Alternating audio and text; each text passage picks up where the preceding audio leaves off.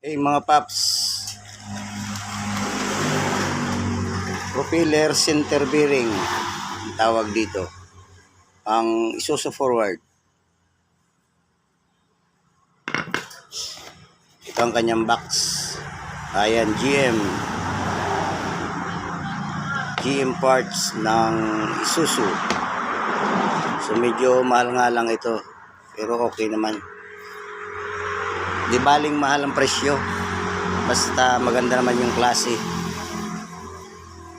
Ayan, gandang klase ito, GM Japan.